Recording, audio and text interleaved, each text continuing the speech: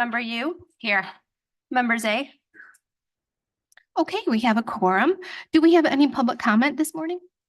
Okay, no public comment. Today on the agenda, you're going to see the salary discussion for the new board members. 180 days before the election, we have to set salaries for the incoming elected officials. So we want to have discussion on it today and hopefully come to consensus on the salaries and then vote on it at the end of April. So that's why that's on the agenda. Okay, with that, we move on to the approval of minutes. Can I have a motion on 24/10/91 Finance Committee regular meeting minutes from Tuesday, March 26th? I have a motion by member Yu, a second by member Garcia. Any discussion? All those in favor? Opposed? The motion carries. We move on to budget transfers. Can I have a motion on FIR 6824 budget transfers, April 9th, 2024, various companies and accounting units? Who made the motion originally? What was that? Oh, member Garcia made the motion. Member Covert made the second. Any questions on this item? All those in favor? Opposed? The motion carries. We're going to move on to procurement requisitions. For finance, I'm going to call members A this morning. Thank you, Madam Chair. Move to combine items 7A1 through 7A9. These are all decrease and closeouts. Okay, I have a motion to combine 7A1 through 7A9. A motion by member Zay, a second by member Guston. All those in favor? Aye. Opposed? Motion carries. Please continue, members A. Thank you, Madam Chair. I move on 24/11/32, decrease and close purchase order to ODP Business Solution, the amount of $16,174.55. Move on 24/11/51, decrease and close purchase order issued to Bond Dixon and Associates, amount of $62,623.28. Move on 24/11/52, decrease and close purchase order to Corvell Corporation, the amount of $14,348. Move on 24/11/53, decrease and close purchase order to Moncus LLC, the amount of $17,495. Move on 24/11/54, decrease and close purchase order issued to Rock Fusco Connolly LLC in the amount of $15,579.55. Move on 24/11/55, decrease and close purchase order to Rock Fusco and Connolly LLC, the amount of $91,025.73. Move on 24/11/56, decrease and close purchase order issued to Safety Training Associates in the amount of $11,954. Move on 24/11/57, decrease and close purchase order issued to Sotos Law Firm, the amount of $162,894. Move on 24/11/58, decrease and close purchase order issued to William Roberts, the amount of $10,903.75. I have a motion by member Zay and a second by member Guston. Any discussion? All those in favor? Aye. Opposed? The motion carries. Member Zay? Thank you, Madam Chair. I move on 24/10/70, recommendation approval and amendment to purchase order 6519-0001 for a contract issued to American Toner and Ink for purchase of toner and ink to increase the contract amount of $4,000 to circuit court clerk and resulting in the amended contract total of $18,739. I have a motion by member Zay, second by member Garcia. Any discussion? All those in favor? Opposed? The motion carries. Member Zay? Thank you, Madam Chair. Move on FIP 724, recommendation approval of contract issued to Titan Image Group to furnish and deliver printed envelopes, business envelopes for various county departments, period April 12th through November 30th, 2025, in the amount of $30,545. Have a motion by member Zay, a second by member Guston. Any discussion? All those in favor? Aye. Opposed? The motion carries. Member Zay? Thank you, Madam Chair. Move on FIP 824, recommendation for approval of funding for Hervis, Condon, and Bersani PC to provide legal services as conflict counsel as special states attorneys for the time period of March 1st, 2024 through February 28th, 2026, or state's attorney's office, amount not to exceed $100,000. Motion by member Zay, second by member Guston. Any discussion? All those in favor? Aye. Opposed? The motion carries. Member Zay? Thank you, Madam Chair. I move on FIP 9-24, recommendation approval of funding for Johnson & Bell to provide legal services as conflict counsel as special assistant state's attorneys for the time period of March 1st, 2024 through April 28th, 2026 for the state's attorney office, the amount not to exceed $100,000. Motion by member Zay, second by member Garcia. Any discussion? All those in favor?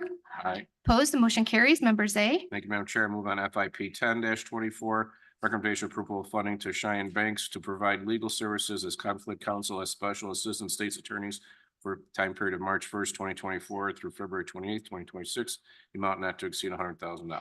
Motion by member Zay, second by member Guston. Any discussion? All those in favor? Aye. Opposed? The motion carries. Member Zay. Thank you, Madam Chair. Move on FIP 11-24, recommendation for approval of funding for O'Hagan and Meyer to provide legal services as conflict counsel as special assistant state's attorneys for time period March 1st, 2024 through February 28th, 2026. State's Attorney's Office, the amount not to exceed $100,000. Motion by member Zay, second by member Galassi. Any discussion? All those in favor? Aye. Opposed? The motion carries. Thank you, member Thank Zay. you, Madam Chair. We move on to Human Services. Member Schwarzy. Thank you very much. I move on item HSP 1624, a recommendation for the approval of a contract purchase order to Central DuPage Hospital Association doing business as Health Lab for patient phlebotomy and laboratory services for the DuPage Care Center for the period April 18th, 2024 through April 17th, 2025 for a total contract amount not to exceed $40,000. Motion by member Schwarzy, second by member Rutledge. Any discussion? All those in favor? Aye. Opposed? The motion carries. Member Schwarzy. Thank you. I move on HSP 1724, recommendation for the approval of a contract purchase order to Bright Star Care of DuPage for supplemental nursing staffing for the DuPage Care Center for the period April 13th, 2024 through April 12th, 2025 for a total contract amount not to exceed $290,000. Have a motion by member Schwarzy, a second by member Yu. Any discussion? All those in favor? Opposed? The motion carries. Member Schwarzy. Thank you. I move on HSP 1824, recommendation for the approval of a contract purchase order to Nova Staff Healthcare Services, Inc. for supplemental nursing staffing for the DuPage Care Center for the period April 13th, 2024 through April 12th, 2025 for a total contract amount not to exceed $500,000. Motion by member Schwarzy, second by member Garcia. Any discussion? All those in favor? Aye. Opposed? The motion carries. Member Schwarzy. Thank you. I move on HSP 1924, recommendation for the approval of a contract purchase order to RCM Healthcare Services for supplemental nursing staffing for the DuPage Care Center for the period April 13th, 2024 through April 12th, 2025 for the total contract amount not to exceed $200,000. Motion by member Schwarzy, second by member Galassi. Any discussion? All those in favor? Opposed? The motion carries. Thank you, member Schwarzy. We move on to Judicial Public Safety. Member Evans. Thank you, Madam Chair. I'd like to move on JPSP 13-24, recommendation for the approval of a contract to Peter M. King of King Holloway LLC to provide professional services as a conflict attorney assigned to juvenile cases for the period of May 1st, 2024 through April 30th, 2025 for contract total amount not to exceed $42,000. Motion by member Evans, second by member Rutledge. Any discussion? All those in favor? Aye. Opposed? The motion carries. Thank you, member Evans. We move on to Public Works. Member Garcia. Thank you, Chair. I make a motion to approve FMP 001524, recommendation for the approval of a contract to Gray Bar Electric Company, Inc. to furnish and deliver electrical and lighting products for the EV charging stations at the Judicial Office Facility and campus lighting upgrades for facilities management for the period of April 10th, 2024 through November 30th, 2025 for a total amount not to exceed $78,856.12. Motion by member Garcia, second by member Yu. Any discussion? All Yay. those, I'm just going yay. all those in favor? Aye. Aye. Opposed? Motion carries. Member Garcia. I make a motion to approve FMP 001624, recommendation for the approval of a contract to Advanced Boiler Control Services, Inc. to provide boiler audit, testing, tuning, training, and time and material at the power plant for facilities management for the period of April 10th, 2024 through April 9th, 2025 for a total contract amount not to exceed $70,057.50. Motion by member Garcia, second by member Yu. Any discussion? All those in favor? Aye. Opposed? The motion carries. Member Garcia. I make a motion to approve FMP 001824, recommendation for the approval of a contract to Builders Chicago Corporation for preventative maintenance and repair services for automatic and manual doors with threshold closers as needed for county facilities or facilities management for the 2-year period of April 10th, 2024 through April 9th, 2026 for a total contract amount not to exceed $127,392. Motion by member Garcia, second by member Rutledge. Any discussion? All those in favor? Aye. Opposed, the motion carries. Member Garcia. I make a motion to approve PWP 000924 recommendation for the approval of a contract purchase order to CIT Trucks Rockford to procure one 2025 Kenworth T480 chassis for the period of April 10, 2024 to April 9, 2025 for a total contract amount not to exceed $193,123. Motion by member Garcia, second by member Yu. Any discussion? All those in favor? Aye. Opposed, the motion carries. Member Garcia.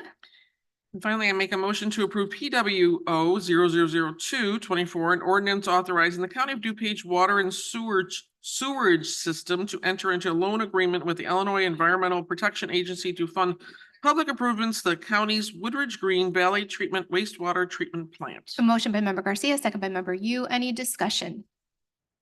All those in favor? Aye. Opposed, the motion carries. Thank you, member Garcia. We move on to stormwater, and I'll call on member Zay. Morning again, Madam Chair. Move on SMP 724. A recommendation for approval to enter into an intergovernmental agreement between the County of DuPage and the Village of Carroll Stream for Klein Creek Stream Bank Stabilization Agreement not to exceed $100,000. Motion by member Zay, second by member Guston. Any discussion? All those in favor? Aye.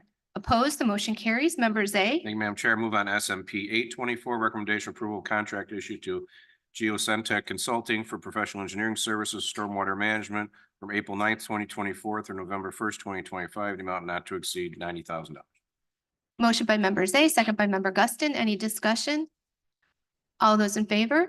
Aye. Opposed, the motion carries. Member Zay. Thank you, Madam Chair. Move on SMP 924. Recommendation approval of an agreement between the County of DuPage and NCAP to provide professional native vegetation management services for stormwater from May 1st, 2024 through April 30th, 2025, the amount not to exceed $100,000.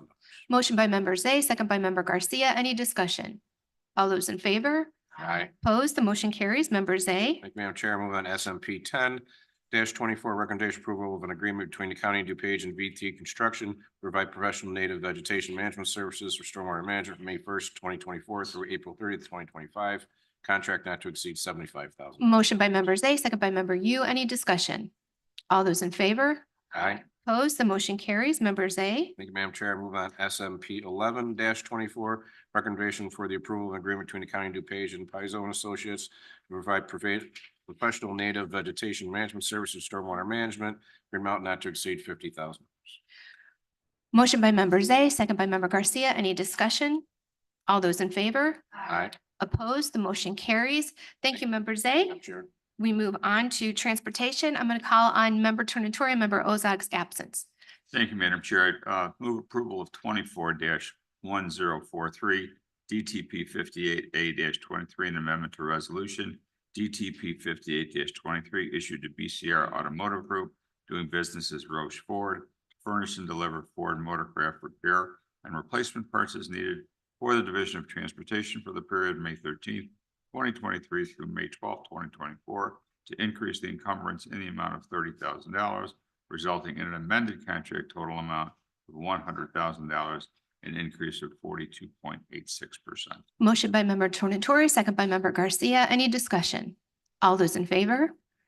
Opposed, the motion carries. Member Tornatori. Madam Chair, move approval of DTCO-0001-24, an amendment to purchase order 6706-1 serve issued to Hascom Environmental Corporation for hazardous waste testing, disposal, and emergency services as needed for the Division of Transportation and Stormwater to increase the funding in the amount of $25,000, resulting in an amended contract total amount of $54,000, an increase of 86.21%. Motion by member Tornatori, second by member Garcia. Any discussion? All those in favor? Opposed, the motion carries. Member Tornatori. Thank you, Madam Chair. Move approval of DTR 16-24, an intergovernmental agreement between the County of DuPage and the Village of Glendale Heights for improvements in Fullerton Avenue between Bloomingdale Road and Schmalley Road, section 2173-00-RS, estimated county cost $16,946.31. Motion by member Tornatori, second by member Galassi. Any discussion? All those in favor? Opposed, motion carries. Thank you, member Thank Tornatori. you, Madam Chair. We move on to finance resolutions. Call member Zay. Thank you, Madam Chair. I move to combine items 8A through 8D. These are all acceptance and appropriations. I have a motion to combine items 8A through D by member Zay and a second by member Guston. All those in favor? Opposed? The items are combined. Please proceed, member Thank you, Zay. Madam Chair, move on FIR 56-24. Acceptance and appropriation of the Illinois Environmental Protection Agency, Section 604 Water Quality Grant, the amount of $125,600. I move on FIR 63-24, acceptance appropriation of the 50th year of the Community Development Block Grant. Company 5,000, accounting unit, the amount of $4,539,329. Move on FIR 64-24, acceptance appropriation, the 33rd year of the Home Investment Partnership Grant in the amount of $2,011,683. And move on FIR 65-24, acceptance appropriation of 36-year emergency solution grants in the amount of $288,247. Okay, I have a motion by member Zay, second by member Guston. Any discussion? All those in favor? Aye. Opposed? The motion carries. Member Zay. Thank you, Madam Chair, move on FIR 66-24, placing names on payroll. I have a motion by member Zay, second by member Galassi. Any discussion? All those in favor? Aye. Opposed? Motion carries. Member Zay. Thank you. Thank you, Madam Chair. Move on FIR 70-24, approval of employee compensation and job classification adjustments. Motion by member Zay, second by member Garcia. Member Guston. A quick question, and looking at the legal document, and maybe staff can answer this question for me. In my Q&A, I asked about a language provision in there. And in the document that we have, it doesn't say the county board must approve. And it is a personnel item, so, but maybe that authority was changed or something. I guess I just need some clarification in it, that's all. Okay, we'll have Jason. Yeah. Jason and Chris are coming up. Morning. And I know it's something the board had previously approved, and I'm assuming in my Q&A, you guys gave an answer. Thank you so much. Yeah. But I'm just wondering, is that something we bring up again? Is it a yearly thing, or is it a policy forever? So nothing's a policy forever. You guys, you have 100% ability to change any of your county board policies at any point in It time. would That cut is down the something you meetings do. though. What, sir? It would cut down the meetings if we just. Yes, that could. So no, the policy question that you asked is in regards to the resolution itself is cut and paste from what the policy, the new payroll policy was. The correct title, compensation policy. And in there, that's where that exact language about the designees are indicated. However, if that change occurs, it does have to come to the county board. We do that as this resolution in front of you. Sure, the policy doesn't state that, but that is what our practice is. So is the practice then not to have the county board be the final approval on personnel, salary type things? Okay, Nick is coming up. Morning, Nick. Sorry, Nick. No, this item is on county board as well today Okay. for approval. And what it is anything outside of the budget cycle, any changes within departments, that's how the policy was written. As Jason said, if you guys want to change that policy, we can definitely do that. But anything outside, this is the first one you've seen. So that's why it's probably not something that because this policy was put in place last year. But it does have to go to board for final approval, whether it goes to finance or not. We figured we'd take them to both today. Great, thank you. Thank Nick, you. this is for stormwater, right? This is for stormwater, This correct? Okay. particular one is. Yeah, and I can say we've been trying for 6 months to get these increases for our employees. It's been tedious and it's less than $10,000. I'm actually embarrassed that it took this long to get it for. our supervisors. We've definitely been in discussions for a while. This was it should have been done a while ago, but we have it through, and you may see more of them as, if departments can't wait till the budget cycle, you may see them. So that's what you will see. And I'm not opposed to the increases. Mm. I was just looking at it from an approval perspective. That's Right. all. Ultimately, it needs county board approval. Great, thank you. Okay, thank you. Any other questions? Okay, all in favor? Aye. Opposed? The motion carries. We move on to informational. I'm going to call on member Zay. Thank you, Madam Chair. I'm going to move to receive and place on file A, payment of claims, B, wire transfers, C, grant proposal notifications. I have a motion to receive and place on file items A, B, and C under informational by member Zay, a second by member Guston. Any discussion? All those in favor? Aye. Opposed? The motion carries. Okay, thank you, member Zay. Now we move on to discussion, and our first item is 10A, Regional Office of Education Employee Benefits discussion. So Nick is coming up. And Amber. Morning, Amber.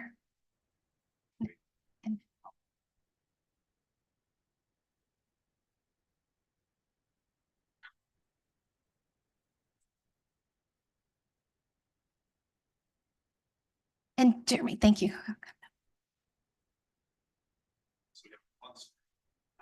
Yeah.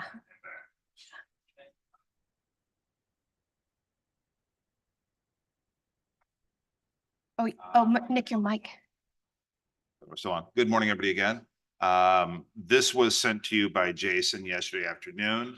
And we are looking for, today, we're looking for a little bit of guidance from the finance department. There's no final decisions today.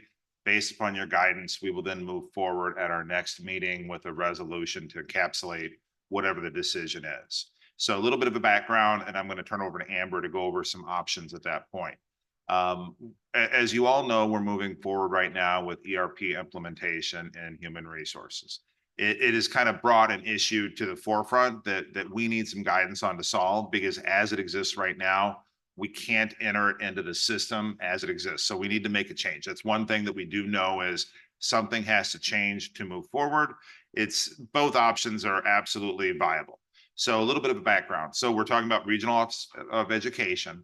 They have 15 full-time county funded employees, which means they're paid out of the general fund. And we have 45 grant funded employees.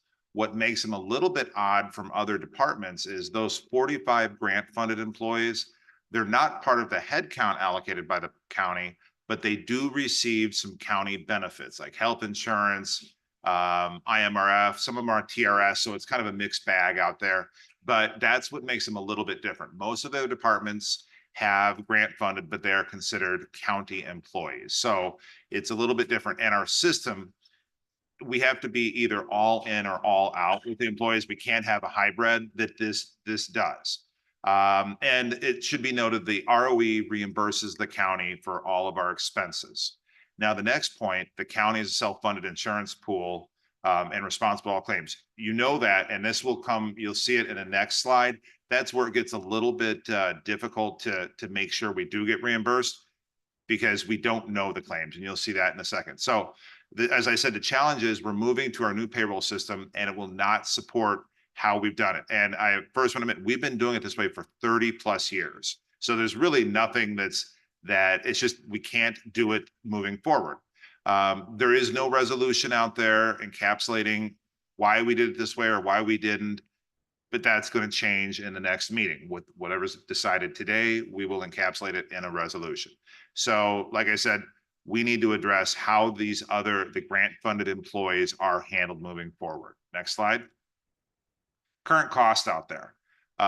We pay for all of the benefits for all of their employees, and we are reimbursed the monthly premiums for the 45 grant funded. The 15 county funded, now those are budgeted and expensed to the general fund, and the general fund covers those. You see in the last bullet point, that's about $1.06 million, but we are fully funded for the 45.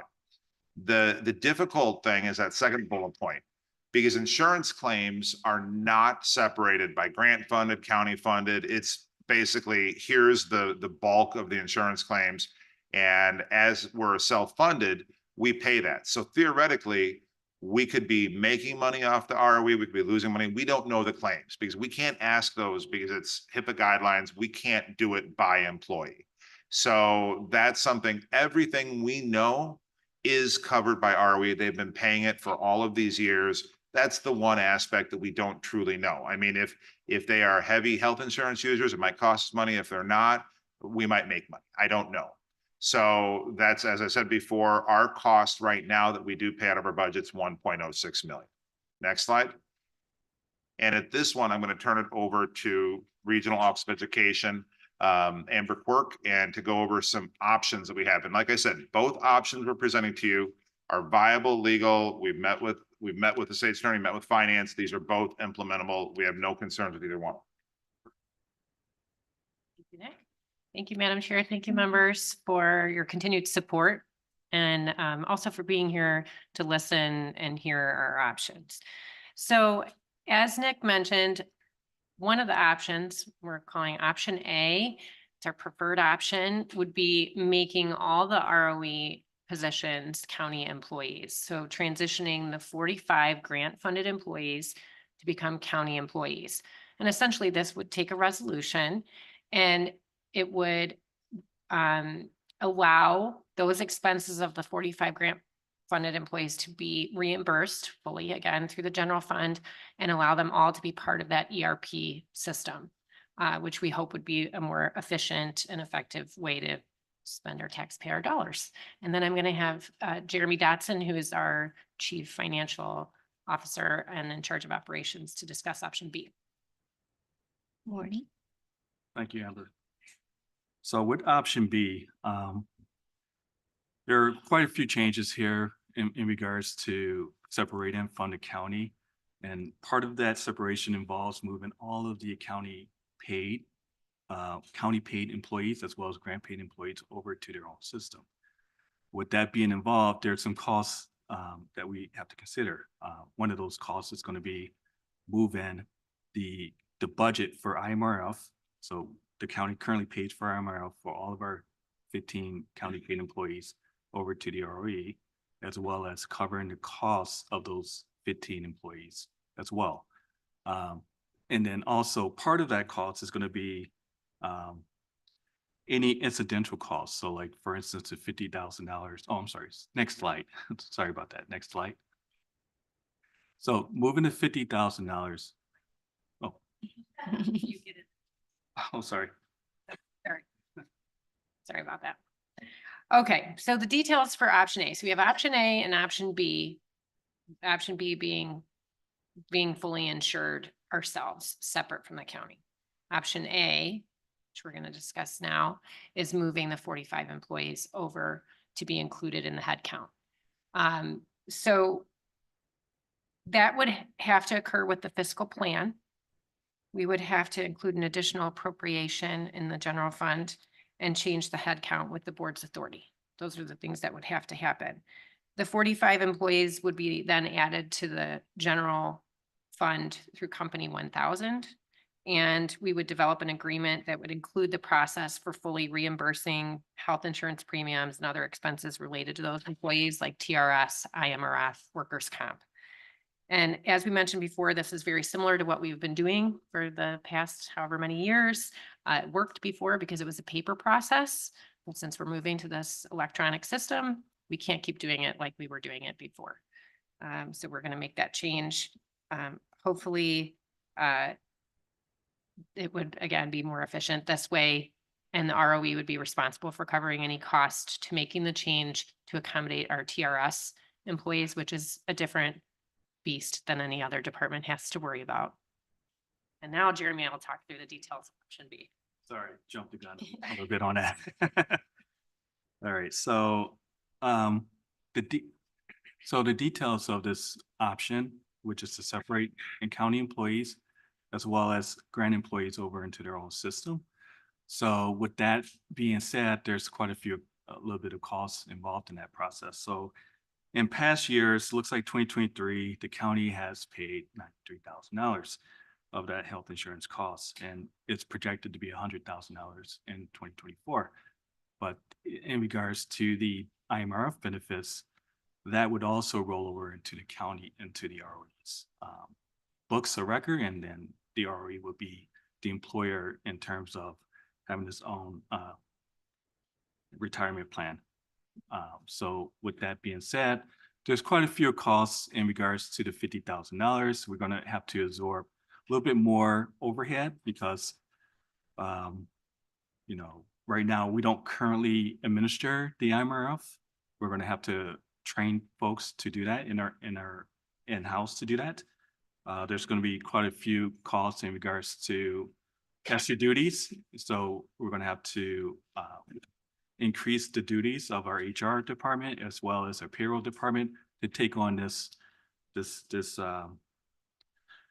extra responsibility.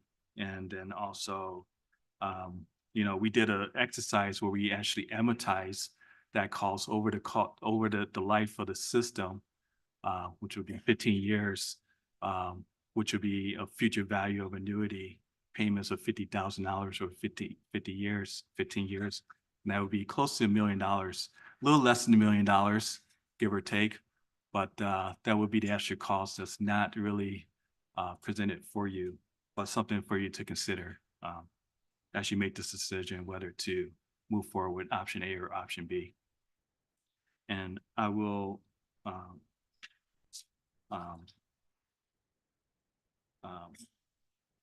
have Amber discuss the recommendations. Okay, so as I mentioned before, our preferred option would be changing our head count and then continuing that reimbursement process using the ERP system.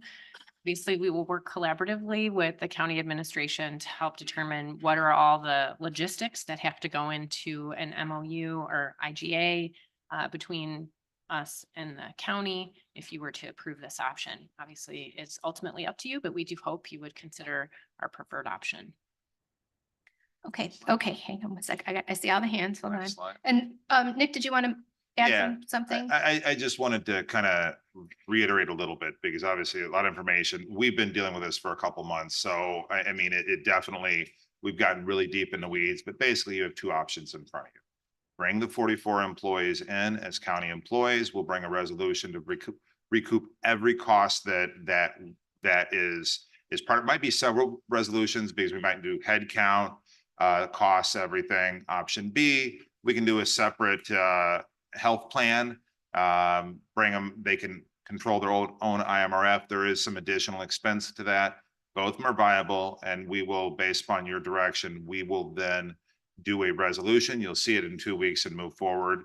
But at this point, the first options takes a little bit less time, obviously, to do, but the second option, we've got to move fairly quickly and to set up a new insurance account. So it's looking for some direction.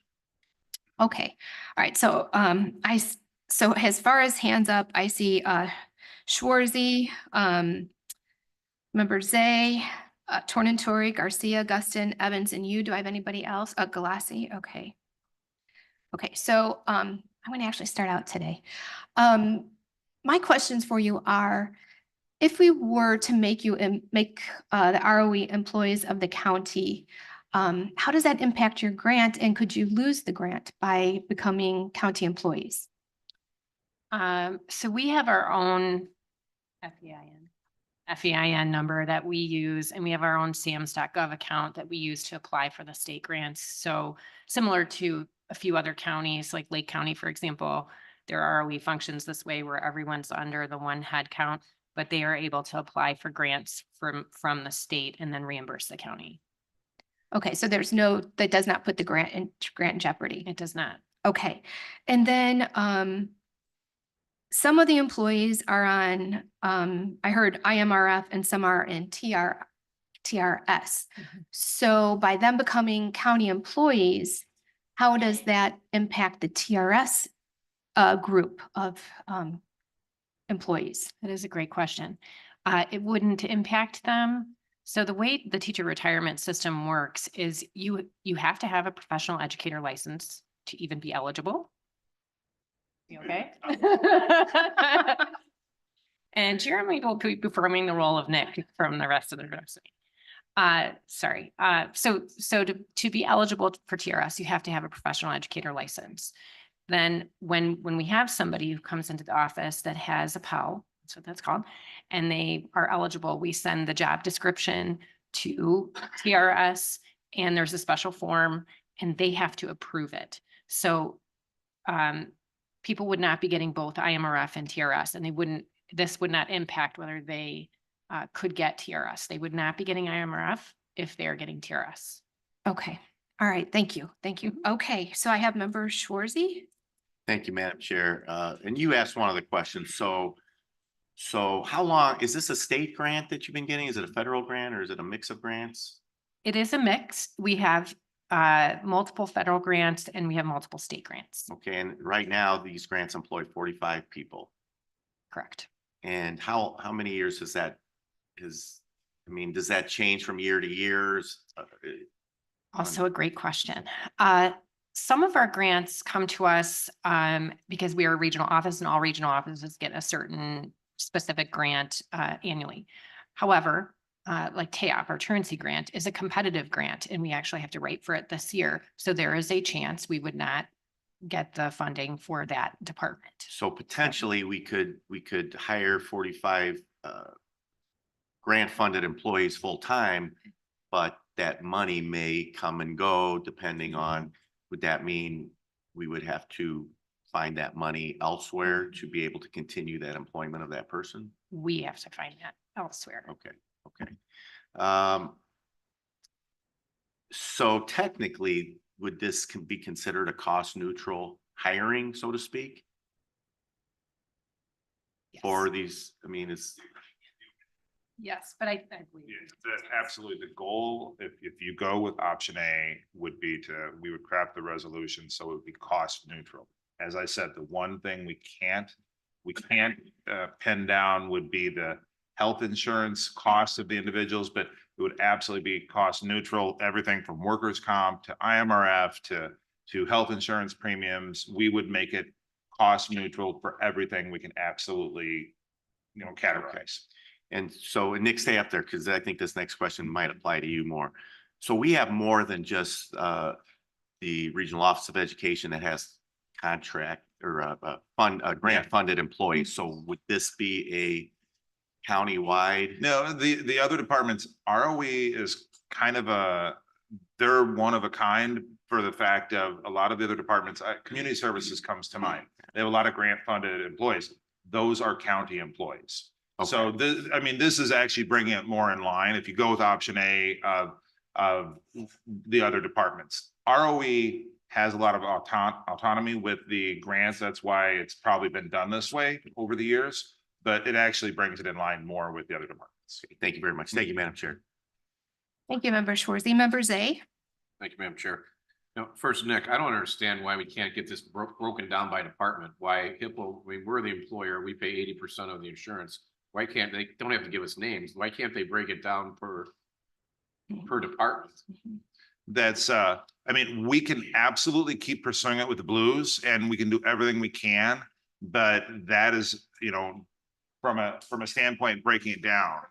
We don't see the breakdowns of the claims by any department. I'm not sure how that would work. If we could inquire to see. Well, we kind of do see, when we meet with the Yeah, we insurance do, people, yeah. we do get the Yeah. claims that In our says. doesn't quarterly get this, but meetings, it we says do, yeah. The age, the amount, what happened, what they were Mhm. going through. I mean, we Oh, do get those. We will, if you go with option A, we can write the resolution such that if we can get that information, we can reimburse.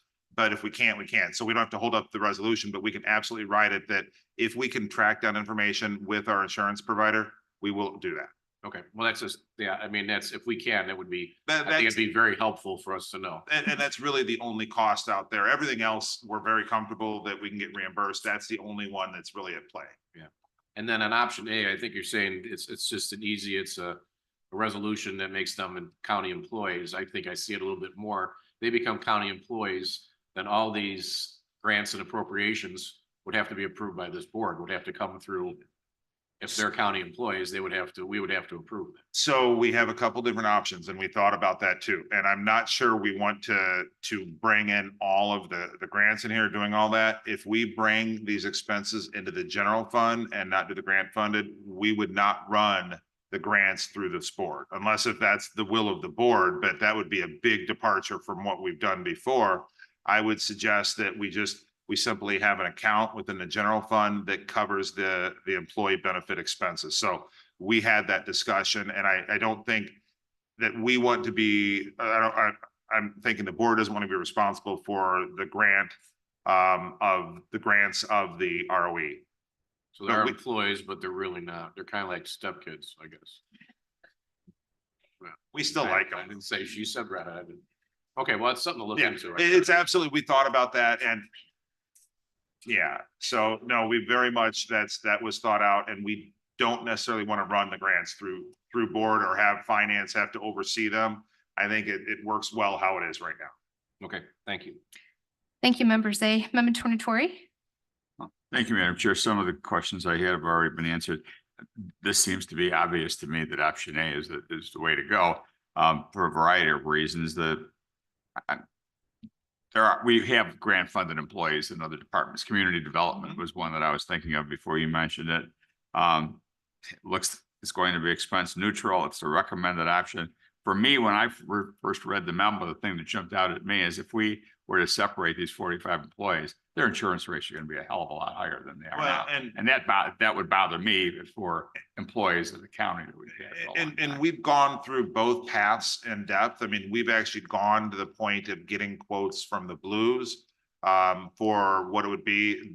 This group would not, it's too small to be self-insured, so they would be a traditional insurance. The rates would likely go up. A lot of their plans would say the same, but some of the rates would go up. Obviously, it costs ROE a little bit more to administer it, but we went pretty far down that path just to see what it would be. Yeah, option A would be my vote. Thanks, Madam Chair. Thank you, Member Tornatori. Member Garcia? Thank you, Chair. And a lot of my questions also got answered. I was going to ask about community services, and you have clarified that there was a lot of grant funding there. So it's the same to me as that is. Can I ask quickly, like what are the length of employment of some of your employees in your department? Sure. And I'm assuming you're talking more about the grant funded. Yeah. So for example, our prevention initiative, the Parents as Teachers program, where we have home visitors, that has been in place for many, many, many years. And we have quite a few of those home visitors who've been here a long time. We have some turnover, year to year, but Right, but many people have been here for quite a while, if I remember right. Yes. Okay, and I feel very strongly that option A is the way to go. I don't feel that not knowing what their medical expenses, I mean, we could have medical expenses from any person in any department at this point in time. It could happen anywhere. And so I don't think that we want to punish or not, and I think it would be a punishment because again, the high rates of their medical insurance will go up if we were to go with option B. So I just want to say I'm very in favor of option A, and I think that we should have everybody in 421 under the same plan. So thank you. Thank you, Member Garcia. Member Guston? Thank you, Madam Chair.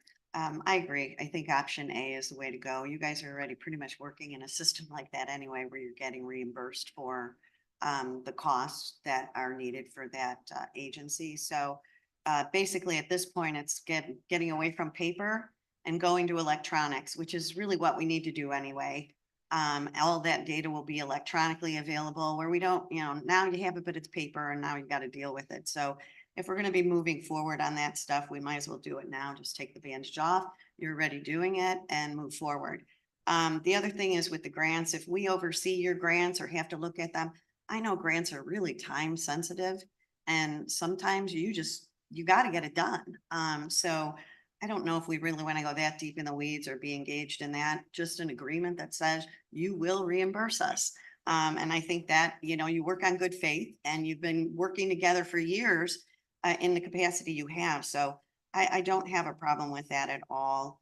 You're almost like a quasi-government agency, what we call in the federal government, kind of like that. You're not totally under the umbrella of the county, but you are and you aren't. So I'm really in favor of option A also. I think it just cleans everything up and gets you guys into the system where we have more data moving forward. So, and then, Sheila, they won't have to recycle so much. So thank you very much. Thank you, Member. Well, we Thank you, did. Member Guston. Member Evans? Thank you, Madam Chair. I think most of my questions have been answered, but are the employees under the ROE in our Mission Square retirement system too, like the additional investments? Every employee in there is offered the same benefits as the other employees. Okay, Mission Square, all the you've got your main ones, IMRF, TRS, you've got, if you want to go ahead. So Mission Square, they do use Mission Square, but they have their own plan, but it's with our same vendor and so it would be moving them to the county's Mission Square plan. So Okay. How about the other benefits as well? The other benefits are all tied under the counties, so that's the only one that they have their separate plan ID number. They're already under our IMRF and health insurance and, you know, flexible spending, things like that. So everything else would stay the same. Okay, great. I mean, if there's one thing about this, it's if I'm all about efficiency. If we want to make something horribly inefficient, let's go with option B. So. Well, you know. I'll even go a step further. I mean, for the past 30 years, in order to make this work, it's been a super labor intensive amount of work for HR. And so theoretically, moving this over, if we go option A, it would streamline that to, so, I mean, it's basically been a workaround for 30 years. Okay, well, thank you. I am fully in support of option A, and let's put a ring on it. You know, let's make it official and Yeah. take care of our people. Thank you, member you. Thank you, member Evans, member you. Okay, thank you, Crossed Madam after Chair. me Before I did that. Actually, Nick answered one of my questions. So the main thing is that as a newer board member, I've noticed that increasing headcount by 1 or 2, I mean, that's kind of been the general thing. And then suddenly to add a headcount of 45 seems to be like a lot. But you have stated that it would be ultimately budget neutral, which was my main issue. And I really wanted to know how this would benefit the county, because as the county board, we're really concerned about benefiting the county, obviously. So I think at this point, my main question now is who was paying the health insurance claims before? And going forward, obviously that would be the main issue, because then it wouldn't be budget neutral necessarily, right? We would be paying the health insurance claims. So when health insurance is divided, you have the premiums that have to be paid for each employee, that ROE was reimbursing the county for the premiums for those grant funded employees. So that was net zero. The actual claims in there, because we're self-insured, you have to look at it in totality. Was it, you know, are they a bigger proportion based upon a number of people or a smaller proportion? That was never backed into. But to member Zay's point, we will try. We will try. Yeah, and then just to follow up, because I know I don't understand then why for the last 30 years they didn't become employees. Because I believe that when we spoke earlier, there was a possibility that you would lose the grant if they became employees. And that is why you never became employees, was because of that grant. So I just want to be 100% sure that there is those grants will not be in jeopardy if we bring all these individuals on as employees. Because I don't understand why for the last 30 years, they didn't become employees. And I'll do the first part and Amber can do the second part. As part of this, we've looked back, I mean, we went back further than 30 years to figure out if there's anything in the records, you know, if there was any direction given. We talked to we went back a couple regional office superintendents. There's nothing in the records why it was done or not done. And so we are not only obviously fixing this, but we're cleaning up something and making it a blueprint moving forward. But to the second point of, will the grants be in jeopardy? I will defer to you. And that just goes back to having that separate, that we do have the FEIN number and the Okay. SAM.gov. So Okay. it would be based on what we can apply for, not the county applying for it, which when some of the members brought up the idea of maybe running the grants through the county, I think that was part of that discussion, that if we tried to run all the grants through the county, that might have impacted it. That could, And maybe that's before my time, why, right, 30 years ago, before everybody's time. Maybe Okay. not everybody's. Yep. Sorry. Just as long as we're 100% sure, then option A.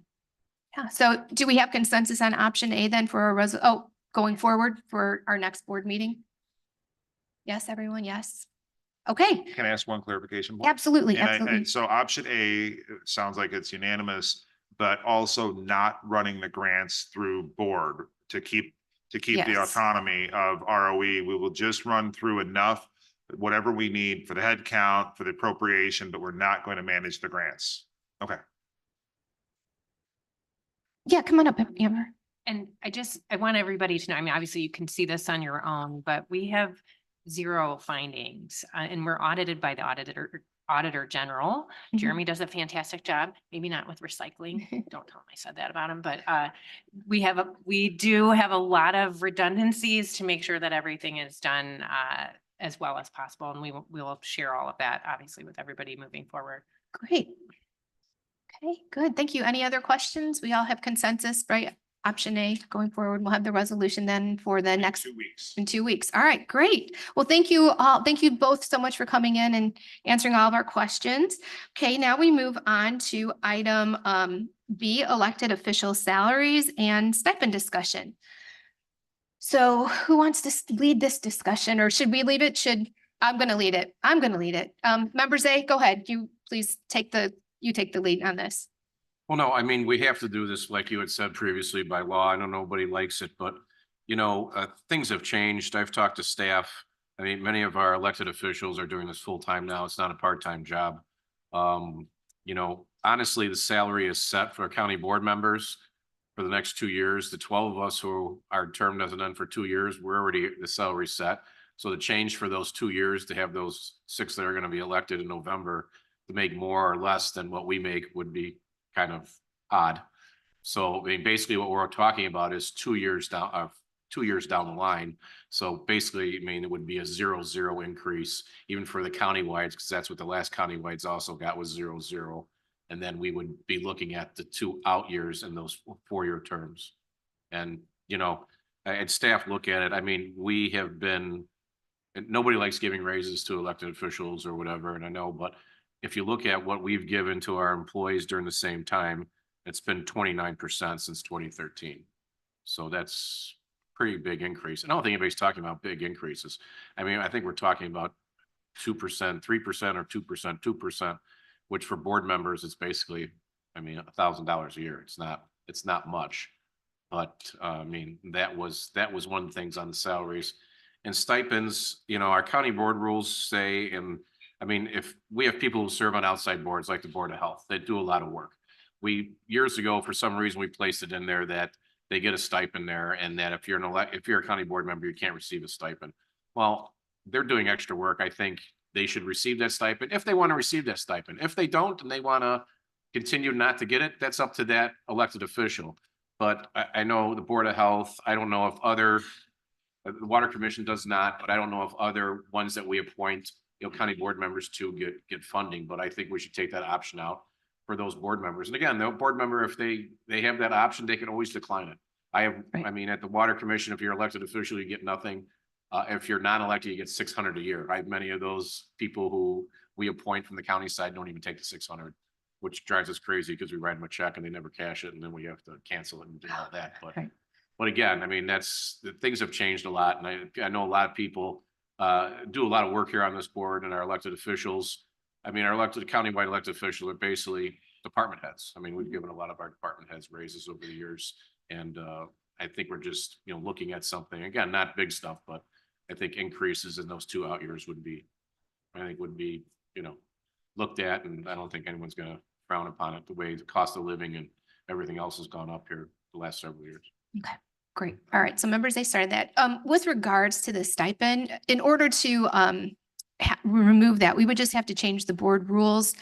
Section K, number 2, we would just pull that paragraph out if we wanted to do that with the stipends. So that's a very quick fix to an amendment to our board rules, which we could do at the end of April.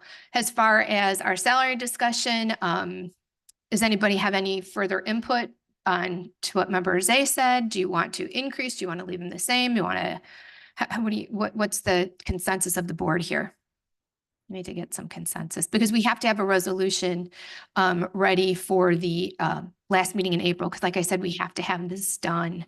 Even if we leave them the same, we still have to have a resolution prepared, set it 180 days before the next election. So do we have any other? Member Evans. Thank you, Madam Chair. I would just say that having been on the board now for over a year, this actually is a full-time job. It's a lot of work. So it would be appropriate to have the compensation at least go up by the cost of living adjustments. So I would support that. Okay. Any other discussion? Member Desart. Sure, as Member Zay said that we can't really change our salaries right now, but I did want to point out that, when you look at this document that I think Jason sent, in DuPage County, board members are the highest paid of Kane, Kendall, Will. But I did want to point out that I would support an increase for board members because our population in DuPage County is larger than 8 states. So that is important to note. On the second page of the document, I note that we're averaging 2% for the other elected officials, and I could certainly go for that. Thank you. Thank you, Member Desart. Anybody else? Any other members say? Yeah, and if we did a 2, say you did a 2 and a 2, that would be 1% over 4 years. Because you Right. get 0 for the first 2 years. So basically, you're talking a 1% increase over 4 years, or if you want to do 2 and 3, whatever you do, but you would have to basically divide that by 4 years. Because the first 2 years, we'd have to try to keep everybody at the same pay. Or we can go to a merit-based by seniority, but I don't think that's gonna work. That's not a bad idea. No, yeah, nice try. Yeah, Member Glassy. To Member Zay's point, I think we go in reverse order of seniority. So the most seniority gets the least amount of raise. That's my proposal. Okay, anybody else have any discussion? Member Garcia? Yeah, I just really, we always want to encourage people to do public service. And I know for myself, I took a pay decrease to come here. Not that I would change it because I love the work that I'm doing here, but we want to make sure that we've got people who are willing to do the work, who want to do the work, but also that can afford to do the work. So I think that's something we have to consider when we're actually having our salaries here. And as Member Desart said, you know, it's not an apples to apples kind of comparison when we're looking at counties. You know, our county is the second largest in Illinois. So we know from our district too, that, you know, it is a lot of people that we deal with, and I know every district is the same way. So I just think that has to be considered. So I think that's something we could put into consideration. Thanks. Okay, Member Tornatori. I'm just a little confused because we talked about salaries and then stipends and then people outside. So if we're talking about increasing salaries, it's not just county board members we'd be increasing, it'd be all elected officials, correct? Okay. I have no problem increasing salaries of the treasurer, or the auditor, whomever it may be. They certainly work full time. I don't care whether we increase our salaries or. As far as stipends for outside stuff, I do what I do because I do it. I don't do it for the money. There's really no amount of money you could pay me that would compensate me for the amount of time that I probably spent within reason. So there's no real interest on my part for that. But if somebody else has that desire, that's not coming from me, just so everybody understands, because the health department. Okay, yeah, I get what you're saying. Not my issue. It's not your issue. Okay, thank you for clarifying that. Thank you, Member Tornatori. Okay, does anybody else have any discussion before we ask for consensus on some items going forward? Okay, so Member Zay, you want to make the motion to no motion. No, we're just doing consensus. We're just consensus on 2% for elected. 2% and 3% in the last 2 years. For the county board. 0023 or 0022. I don't care. 002. All right, so we have 0023. How many support that? 1, 2. 1, 2, 1. Did you ever hand up Member Colbert? No. Okay, 1, 2, 3, 4, 5, 6, 7. 7. Okay, 7, 8. Okay. So we have 8 for the 2-3. Okay, how about 0022? We have 2 for the 0022. Okay, so we have 8 and then 2. And then how about a nothing? 00001. Okay. All right, so I guess then we don't really have a majority.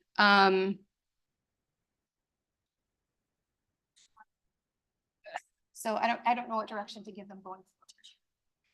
I voted with them, with the 8, with the 3. Yeah, I voted with the 8. So I don't have consensus, so I have to get a little more than half the, can we do it again? Can we do it again? Member Desart, which one are you with? I just don't think that we've had enough discussion yet about what exactly we want to do. Whether So- I mean, there's no consensus on, do we want to give stipends to Well- board members who are different things? Are we Well, talking well, about, the stipends is. what exactly are we Okay. talking about? Right, the stipends is different. Like I said, the stipends is a very easy change. We bring the board rules up next meeting. We remove item K from the board rules and that. Yeah, okay, so, all right, so let me So, start just with, to let me start with, finish- let me start with the stipends. Do we want to remove the language from the board rules that prohibits board members from getting stipends on other boards and committees they serve on? Do we have consensus for that? 1, 2, 3, 4, 5, 6. Oh, you have a question? Go ahead. Just as being a new board member, can we just get the history and why that, like, Sure. what was the Sure. reasoning for having that?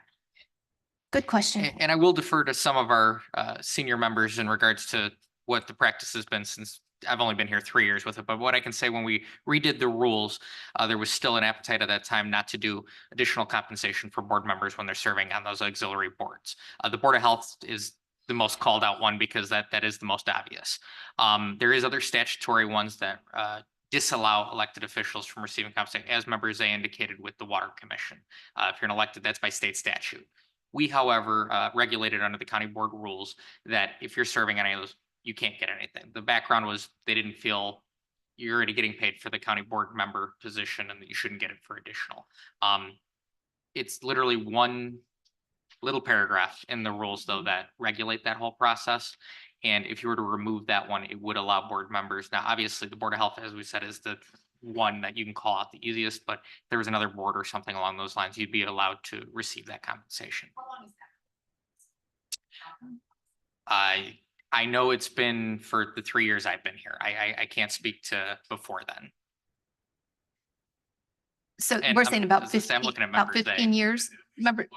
Yeah, at least Yeah. as long as I, maybe 15, we're saying, yeah, that's, you've been here, we've been here 12 years. And I think it was, at the time, it was personal against board members, and then it was also set, like, people like would put pressure on the chair, hey, I want to serve on the Board of Health because they get a stipend.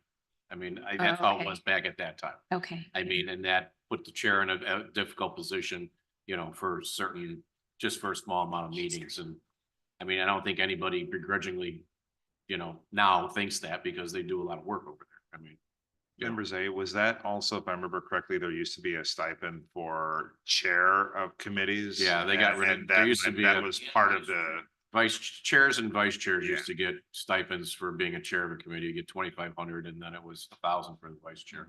And those were cut out. Again, that caused animosity between board and, you know, that was a problem. Okay, so I have Member Gust and then Member Desart on the stipend Thank you. discussion. So do we have a record of what board members get stipends? Like what, we know the health department does, what committee gets a do we have a list? I mean, it sounds like there were people that did years ago and now they don't. And I mean, Yeah. it would be nice to know. I just, We can look into that. The only one, though, because it hasn't been allowed for so long, nobody is receiving it at that time. But the one I can tell you off the top would be the Board of Health would be but affected there's by no this. other ones. Not that I can tell off the top of my Oh, head, but I oh, will look into okay. that. All right. Yeah, I'm unaware of any other at this time.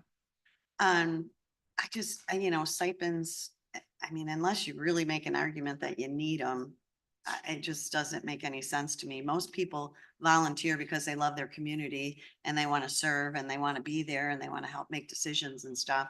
But I'll go with whatever the rest of the members think. Okay, thank you, Member Guston. I have Member Desart, Member Evans, and then Member Covert. Member Desart? Thank you, Madam Chair. Yeah, I don't think any of us have this job to make money.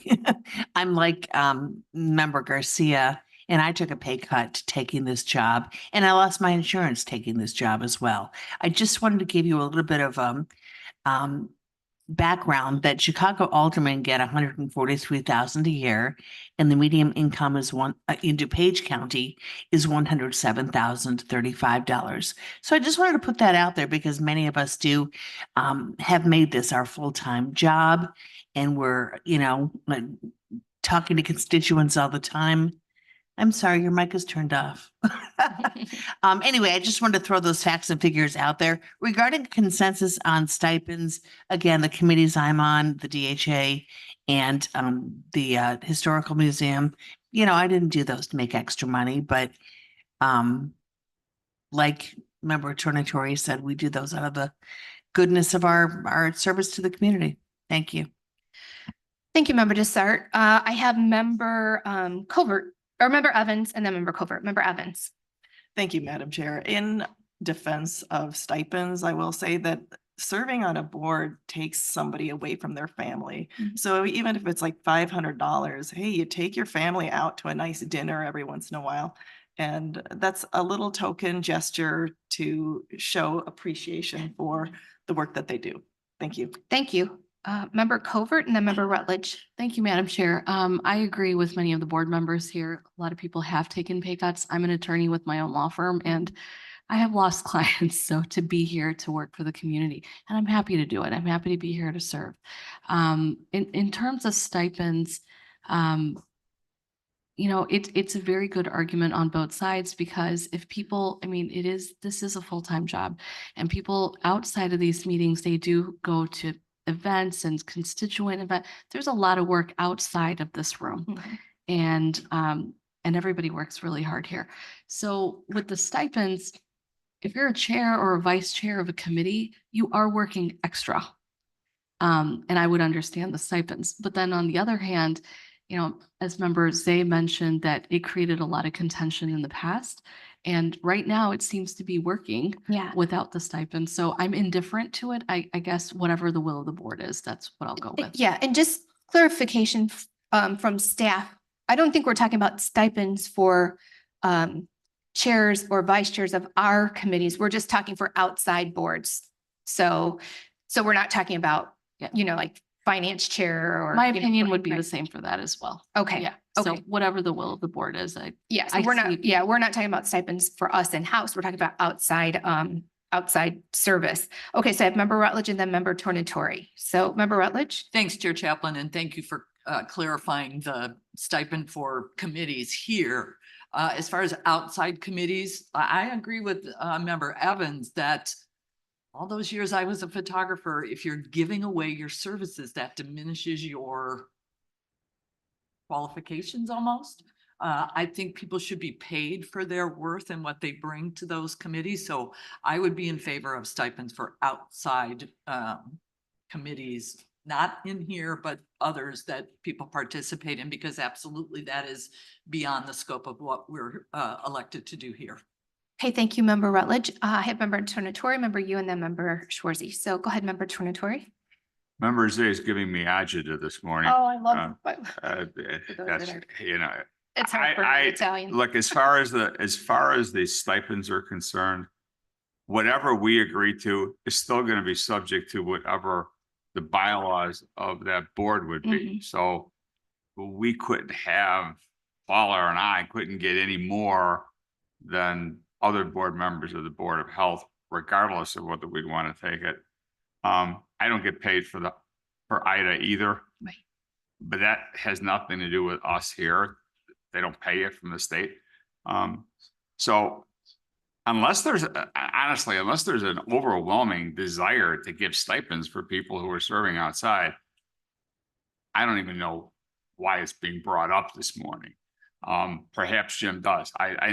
I know it's not, again, from me, and I think as Dawn has said, you do things because you do things, whether you're on the Chamber of Commerce or whatever the case might be. So I would be against stipends for outside, and I totally disagree with Sheila.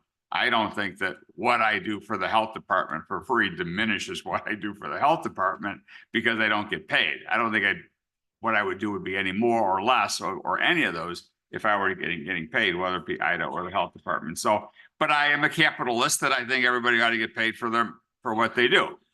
But, you know, that's problematic. I mean, we're here for a variety of reasons, not necessarily to make money. So I would be against the stipends, certainly for committees. Okay. I think that would just create all kinds of problems. And for outside ones, if it's the will of the board, that's fine. And I guess individual board members could decide to take it or not. And if they didn't take it, could give it to charity or something. But again, I see problems with that too, because people are going to say, well, you're double dipping, even though it's not. It's going to raise that issue to the general public. So I don't know that a few $100 a month is worth the aggravation, quite frankly. Okay, so I have member you, member Schwarzy, member Galassi, member Garcia, and then member Zay. Okay, member you. Thank you, Chair. So I'm just having difficulty with this conversation just because among the members of the board, right, we all have competing and different self-interests. And so debating whether or not we get a stipend or whether we do increase or whatever, it's just hard. I think I lean towards member Tornatori's thought process of we're here for public service, we're here for a reason. And maybe it's because I've been in legal aid my entire career. I'm usually not paid very well, so it doesn't matter to me. But with regard specifically to the stipends, yeah, if it was a problem that created contention in the past historically, then I don't know that I would want to bring that back in at this point. Thank you, member you. Member Schwarzy. Thank you. With regards to a couple items, I do agree with member Zay on potential COLA raises for this board. And I tend to side with member Tornatore on the stipends for outside boards. I mean, the various boards pay various amounts of money and you know, some pay up to maybe $10,000, other might pay $1,000. That's a huge variance to just say yes. So I would tend to not agree with paying the stipends for the outside board members. Thank you. Thank you, member Schwarzy. Member Galassi. Thank you, Madam Chair. Regarding the stipends, I agree with member you and member Tornatori. I'm just and I also do very much appreciate what member Chang Evans said, that, you know, I appreciate that it takes away from family time. Like that is like always at the top of my priorities. However, this board has been functioning very well since I've been on it. And I just hearing what member Zay said, that the history was that they eliminated the stipend for the board members because of the contention. Like I completely agree with member you. Like we all are doing this for public service purposes and we all have differing reasons for that. And I don't want to bring in an ulterior motive or reason for, or even any thought of that. You know, that would be my concern about bringing the stipends back. Regarding the raises, I'm also very torn about that because I understand, I have appreciated the conversation and why people are supporting it or not. I just personally worry about the optics anytime there's raises given to elected officials. That is my greatest concern. And there's always suspicion and negativity surrounding that. So that's why I'm actually not supportive of reinstilling the stipend potential. And I'm kind of leaning out on the raises, but I'm still thinking about that. Okay. Thank you. Thank you. I appreciate everybody's comments so far. So member Garcia. Okay. Yeah, thank you so much. In regards to stipends, I didn't bring it up, just letting you know, since I'm the other one on the health board. It was member Zay, and I appreciate it because I think he was appreciating the work that member Tornatori and I are doing on the health board, which I greatly appreciate. I actually did not know that the other board members on the health board got paid till probably about a month or so ago, because we just don't talk about that. And then they were like, "Oh, you don't get paid every time." I'm like, "No, I don't know that." So obviously I wasn't missing the stipend, so I don't need the stipend. I wasn't doing it for that reason. I do feel that I don't necessarily think that that is the reason that someone should be doing this job. I think, you know, I've been doing volunteer work for at least 2 decades and I haven't got paid for any of it, and I love doing it. And I consider public service continuation of that. In regards to the elected official salaries, I do believe we needed, it is a hard decision to make. The optics are not great. I've never been in favor of giving elected officials salaries increases. But it has been, I believe, how many years since we've gotten an Since the county increase? board, I had to look at the information. 2015? There, let's see, it was. Was it 2013? 2017 and 2018, 2017? 2%. So you've had 4% total since 2013. And I want to expand on what member Zay, he said, you know, staff has received an aggregate since the same amount, 29%. I did a rough cost of living increase since that, and you're over 30% since the 2013, just to keep it in perspective. Yeah, and I'm very happy that our staff is getting the pay increases that they need for their cost of living. I think that, again, to encourage people to come out for public service, we do have to be competitive. This is a lot of work. It is not a part-time job. If you're thinking of it, it's not a part-time job. But it is a very fulfilling one, and I think one that we want to see a lot of people come and show their commitment to it. So I would be in favor of the salary increases, but not the stipends. Okay, thank you, Member Garcia. And you know, thinking about the stipends, it could even put the chair in an awkward position. Like maybe they're putting people in those spots, favorites or whatever, to give them a little extra opportunity to make a little extra money. I don't know. That's just another thought that was just thinking about while I was listening to all of your comments. Like I said, either way, Member Zay and then Member Guston. Thank you, Madam Chair. You know, this isn't about Member Tornatore or Member Garcia. This is about the positions set by those boards. And we're superseding another board by saying you shouldn't be paid. And guess what? I hate to say this, but we're not always going to be here. Oh, no, right, right. Oh, yeah. We're not always going to be there. So we're not talking about individuals. We're talking about the position that it's there for. And again, we shouldn't supersede somebody else's rules by saying, well, we're better, that we shouldn't get it. I mean, I don't know. But again, I think that's my biggest problem. We're superseding some other organization's rules that they set out that said when they formed it, hey, we're going to give these people a stipend because they come to meetings. That's fine. If we don't want to do it, we don't want to do it. As far as the pay raise, I don't know. I've been here a while. I see like our state reps and state senators have no problem putting cost of living increases in every year for themselves. And we're not talking about a big amount here. And again, if you don't want to do it, it doesn't really matter because it's not going to affect any of us right now because our salaries are set through our term. Right. So we're not talking about our individuals. We're talking about the office. And again, we are larger than 8 states. We do have large districts, the size of probably a Senate district.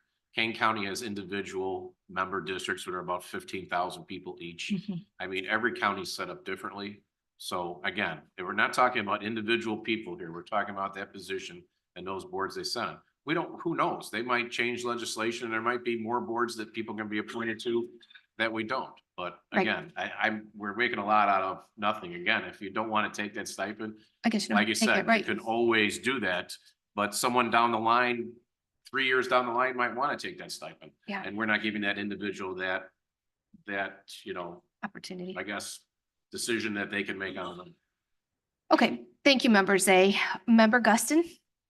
Yeah, I just had a quick question. If the stipend provision is pulled out, does that affect every department? So is that like the coroner, the sheriff, or the clerk of the court, or, I mean, does that affect So the county everybody or board just? rules only are your Only rules. You as the county board itself. So it's only for us? Yes, Okay. that's what your procedures for your internal operations of the 18 of you as well. So the it county does board not share. affect them? No. And they do receive state stipends for certain things. Okay. good. Some, not all. Let me clarify that. Good. While I sat on the city council, we earned 13,000 a year, and that was more than a full-time job. So people typically don't do it for the money. But But I'll be neutral on this one, so thank you. Member, Member Evans.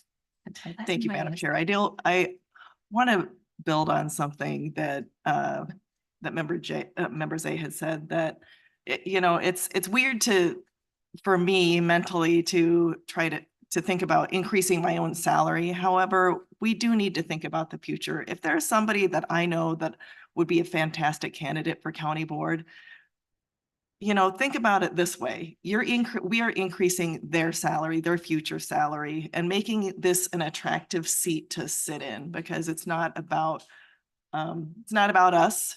It's about what's going to take place in the future. So, it's a weird thing we are the only ones that can actually make the decisions to raise the salary. We don't get to ask anybody else to raise it for us. So the decision rests solely on us, but it really is about future county board members in addition to us current county board members. Thank you. Thank you, Member Evans. Member Tornatori. I'm sorry, this is the last thing I'll say about it. Oh, it's okay. I don't think that we're better than anybody else because we don't take a stipend that other board members get on other entities. It's just what our rules are. I am all for increasing salaries, not because it's not going to affect us per se. It's going to affect people down the road. And and I think our elected officials are entitled to it as well as people who serve here. As far as the stipends are concerned, because it's a relatively simple thing of just striking a paragraph. If 5 years down the road, someone in an organization who serves on this board wants to get a stipend, we'll strike it then. Because we don't do it today doesn't mean we're affecting somebody down the road. So I don't understand why we think we're somehow affecting what's going to happen for people who volunteer and other entities and agencies down the road. They're two separate things. We have to deal with the salary increase now to make it work in a couple of years. That's one issue. The stipends, we can do anytime we want. We can do it next month if we decide that's what we want to do. So, I would be opposed to it just because I don't know that the benefit outweighs the detriment, quite frankly. So, Okay. Sorry about that, my position. No, no apologies. No apologies on this board. All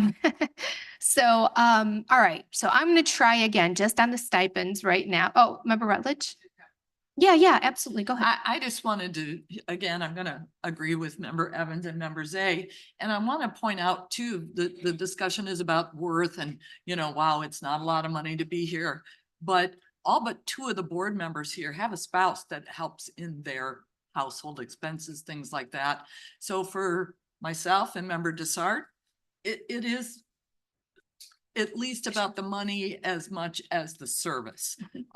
So a stipend for those who come beyond us would be a little added benefit to bring the most qualified candidates to step up to run. So thank you. So and thank you all for your conversation today. Members, thank you for bringing this forward. I think it's good conversation. Sometimes it's awkward, but sometimes we do have to talk about awkward things here, right? Everybody has made a lot of good points on both sides of the issue. I get where Member Zay is coming from, and I get where Member Tornatori is coming from. So, and Member Tornatori is right. We can amend the rules anytime, but as far as the salaries go, we have to get that done by the last meeting of the month, or otherwise we're in trouble. So we can take a consensus again. If do you want to try to take a consensus on the stipends, or should we just maybe put that off until another meeting? And do you just want to go on to the salaries, Member Galassi? Sorry, one question for clarification. I understand we need to get this done by the end of the month, but For the salaries. for the salaries, yeah. My question about that is, how far into the future does that need to get resolved for? Do we have to resolve it for 4 years out, or can we resolve it for just 2 years out? Sorry, Madam Chair.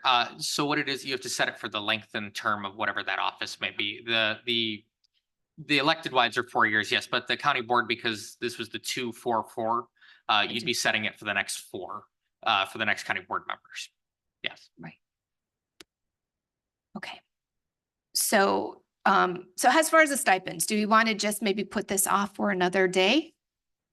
Okay, all right, that's easy. We're gonna put the stipends off for another day. Now back to the salaries. Okay, so I know we had, members A had thought about giving a zero, I had it written down here, 0023, 0022, and 0000. So, do we want to have some discussion on that, on those options?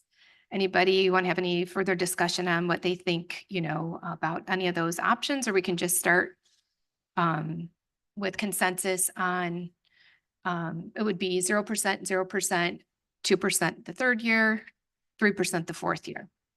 Do we have, how do we feel about putting that in the resolution going forward next month? Member Zay, Member Schwarzy, 1, 2, 3, 4, 5, 0, 0, 0, 2, 3. All right, so I have Member Schwarzy, 1, 2, 3, 4, 5, 6, 0, 0, 2, 3. 1, 2, 3, 4, 5, 6, 7. I'll go with 8. Okay, so we have 8 on that again. Okay, okay. What about but we do, yeah, we have we have a majority at this moment. Okay, all right, so we have a majority at the moment. All right, so I guess that's it then, if we have the majority, yeah. All right, so I think staff, you have your direction to bring forward a 0023 on our next month or next meeting agenda. Can I ask, is that the same because you have auditor, coroner? Oh, no, auditor of that would fees, just be and county circuit board. clerk? That would just be county So board. We And then need we that have, direction. yeah, okay, thank you for that. So that's county board. Now for the elected member, Schwarzy. I'm sorry, Madam Chair, because only 8 people, Well, member Guston was not here. because only 8 people agree or, consents to We can get her opinion and 0023. I mean, I would be interested to know if take those 8 people, would any of those people who didn't raise their hand consider a 0022?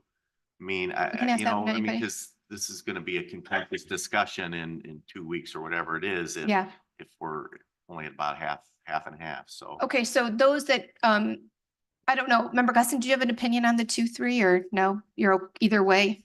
Okay. What about the 0022? How do you all feel about that?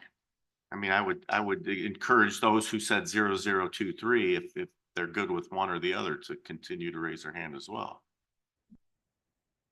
0022. This is just for county board.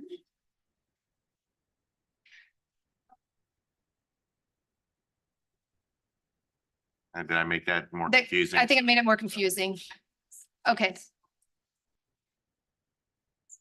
Yeah, we can, okay, so we can do, we'll bring the resolution for county board forward with 0023.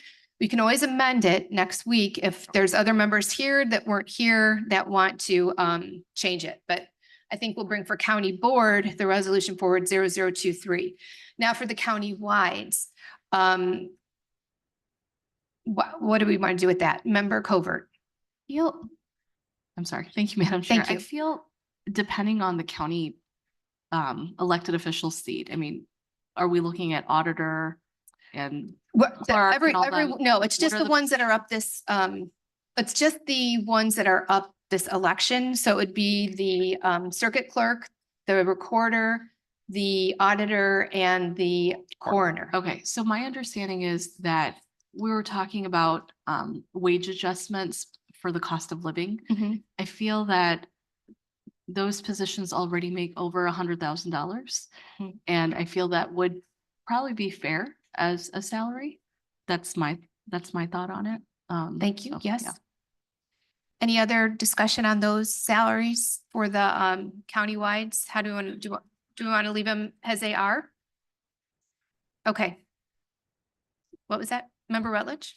Thank you, Chair. I guess I just want to, at this point, make the point that over the last couple of years, we've given about a 5% increase to all of the employees at the county because of COVID, because of cost of living issues. So I don't understand why the elected officials should not enjoy that same bump. So I'd be in favor of giving that same raise to the elected officials.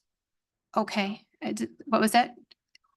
And this is the county-wide. So normally we've given them just two for the 4 years, because it's every 4 years for them. So this would just be 2% for 4 years. We wouldn't do the 2.0023. Yes, I guess as opposed to no increase at all. So I'm fine with the 2%. Don't think it needs to be 3 in a subsequent year, but I would not be in favor of no increases for the countywide. Okay, anybody else? Member Desart? Oops, yes, I just wanted to point out, because it's sometimes difficult to keep track of everything on the fly, like here on the board floor. So 0%, 0%, 2%, that 2% would be an additional $1,044. And then the following year, 3% of the 52.2 plus the 1,044, the 3% of that would be $1,600, just to let people know what the county board members would be getting at the 0, 0, 2, and 3. At Member Schwarzy, I believe, or somebody said 5%, that would be an additional $2,610. So regarding the county-wides, I really believe that I agree with whoever said they're making over 100. Was that you, Member Covert? Over $100,000. They're above, they're making above the median DuPage County salary. So I would like to hold the line on that. Thank you. Thank you, Member Desart. So we do have consensus on holding, Member Zay, go ahead. Well, I mean, you have to treat them like every other employee, right? I mean, they're a countywide official. They run basically their own department, like our department head. I mean, we have a lot of people here that make over $100,000 as county employees. Do we put that same logic in there and say, well, they make over the median, so we shouldn't do that? I mean, again, we're just talking about if you did the same thing for the countywides, it would be a 5% over 4 years. It'd be 0, 0, 2, and a 3. Oh, you want to do that for the So you're countywide, basically okay. talking 1% a year, which isn't really that much. I mean, I'm just trying to, and nobody, this obviously no one likes this. I've been through this a lot, and this is always some of the longest discussions of the year. But again, I think we can't look at who's in that position or who the experience, but that position and what it should be paid. And if we're paying our employees and paying the county board, then I feel that we should give the countywide something, and that's for negotiation with the rest of the board members. Thank you, Member Zay. Member Tornatori? I agree that if we're going to give county board members a raise, and it's not 5%, it's 0, 0, 2, 3. So let's be clear about that. That we got to give it to the elected officials, the countywides as well. I know she's not up, well, to suggest that $100,000 is fair compensation to the clerk of the circuit court is ridiculous. She's worth 3 times that if in terms of, or a lot of those. So again, they're department heads, no matter where you're at. And I don't know that $100,000 is some magic number that a lot of people can live on if they're raising a family these days, and it's a full-time job. So certainly I don't think that 0023 is beyond reasonable for those people. So I would be in favor of raising the salaries for the countywide. Thank you, Member Tornatori. I don't know who was first, Member Guston or Member Covert. Go ahead, Member Covert, then Member Guston. Just a really quick point. It's not 100,000. There's some elected officials that get paid up to 172,000. So these are pretty huge salaries that the county is paying for, taxpayer dollars are paying for, and we do have to be mindful of that. Thank you, Member Covert. Member Covert. I was going to call you Member LaPlante. Member Guston, go ahead, please. You know what?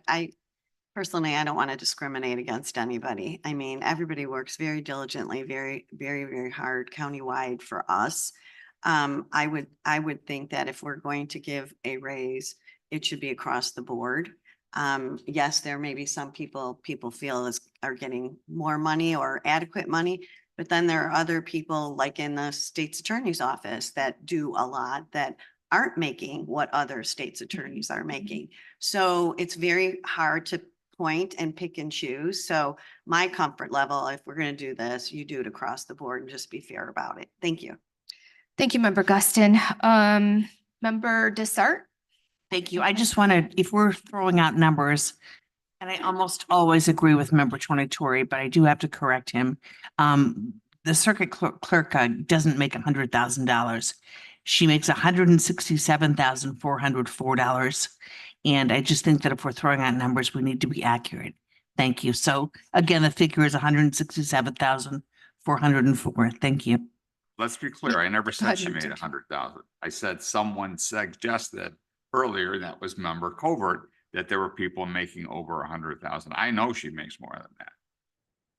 And I don't think that a 2% raise is gonna affect what she does one way or the other. So I agree with you. She makes more than 100,000. Member Covert.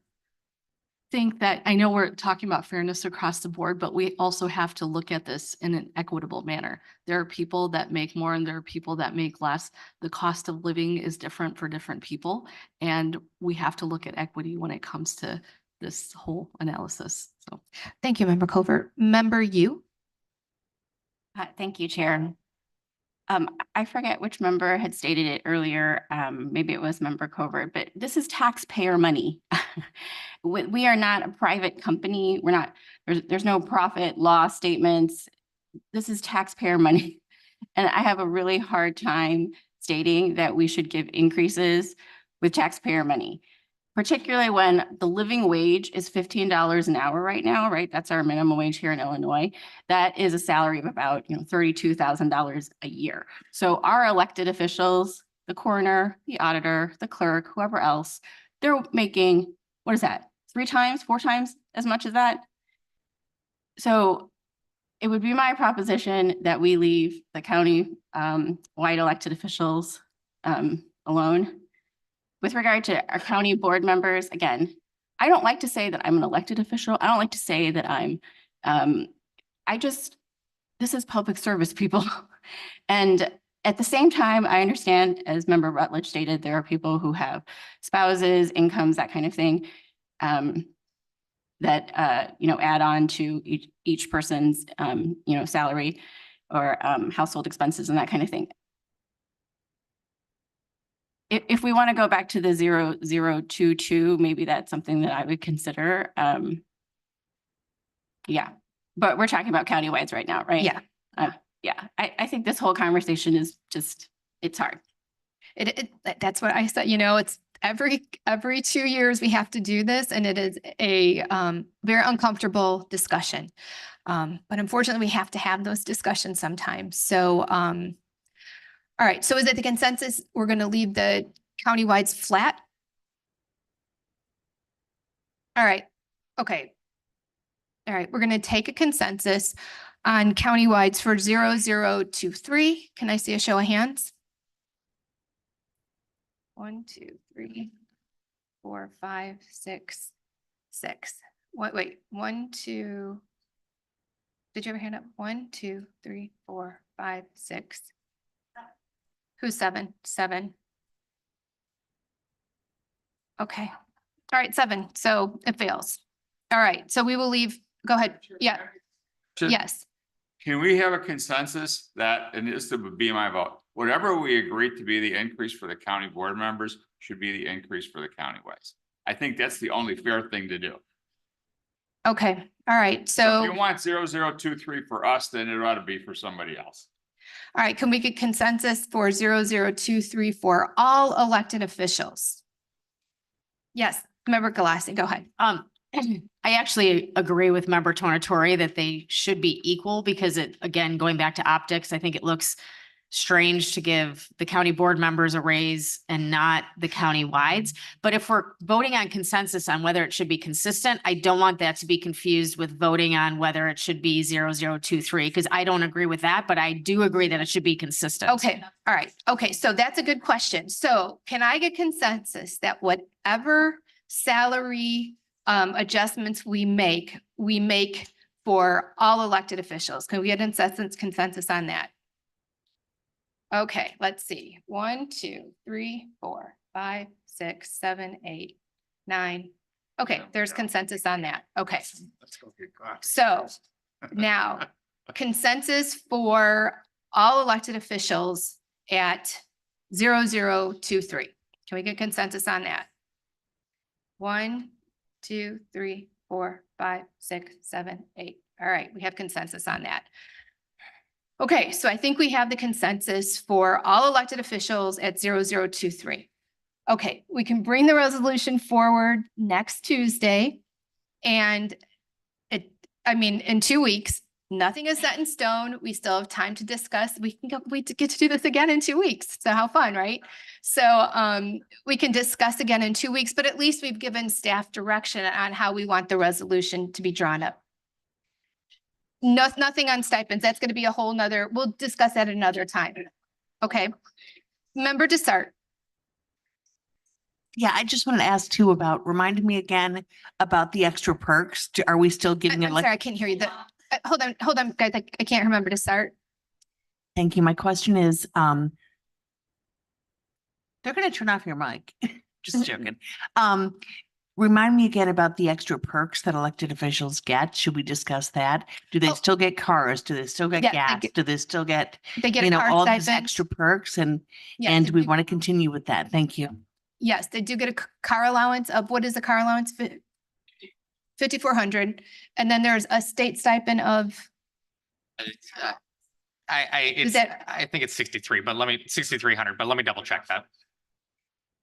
And not all receive state stipends. and not all receive the state stipend, but there could be, depending on which elected official, there could be a state stipend as well. Well, to, continue my conversation on this topic, all of us drive to We events, just all got of us. consensus, member to start. So I'm not, we have 15 minutes left. We have executive session. We just got consensus.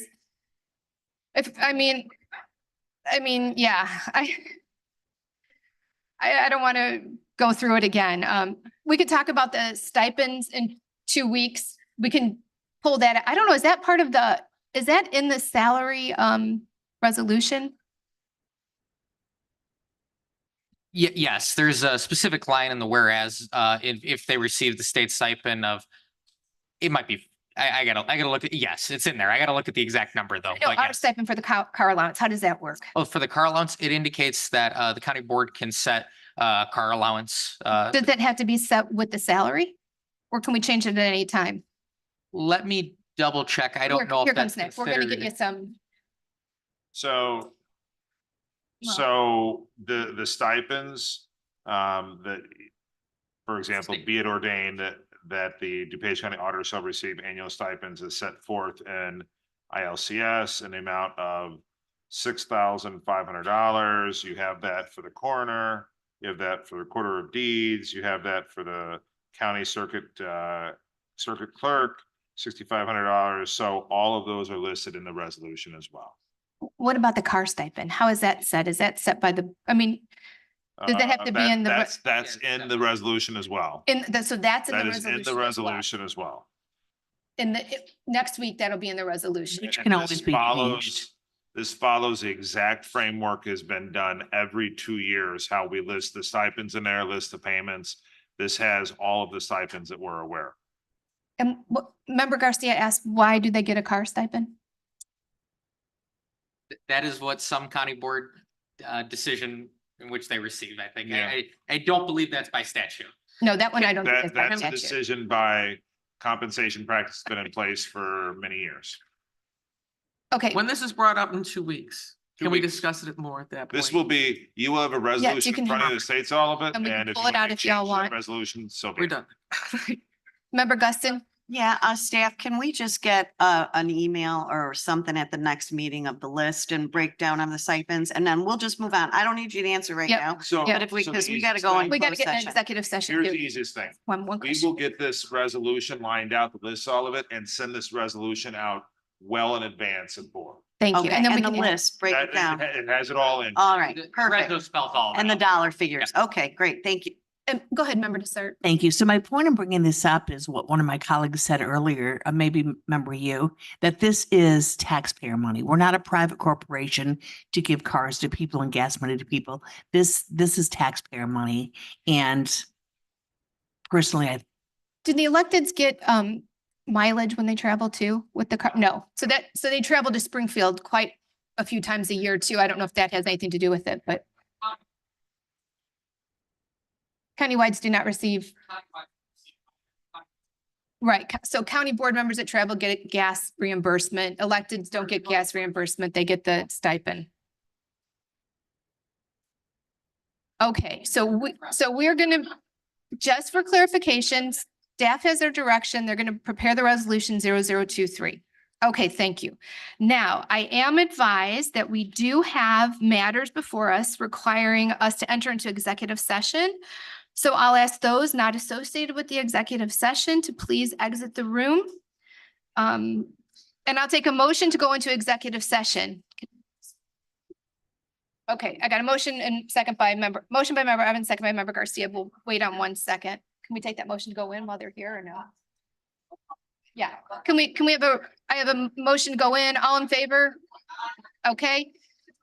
We're taking a roll call to go into hey, guys. We're taking a roll call to go into executive session. Roll call, please. Member Cahill, member Chaplin, Aye. member Childress, member Covert, Here. member Desart, member Eckhoff, member Evans, member Galassi, member Garcia, member Guston, Here. member Krajewski, member LaPlante, member Ozog, member Rutledge, member Schwarzy, member Tornator, member Yu, member Zay. Okay, this was a motion to go into executive session. So, okay, so we have, everybody agrees to go into executive session, all ayes, okay. As soon as IT tells us. Okay, and as soon as IT tells us, we will take a roll call to establish our quorum in executive session. Yep.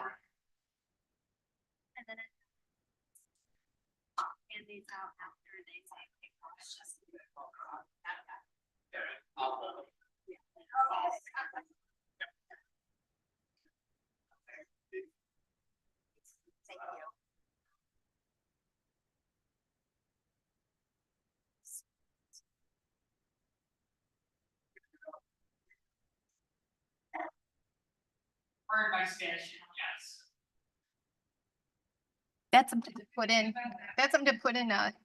legislative.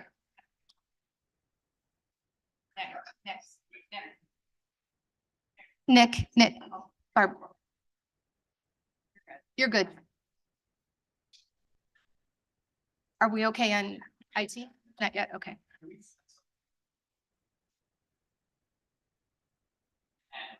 Yeah.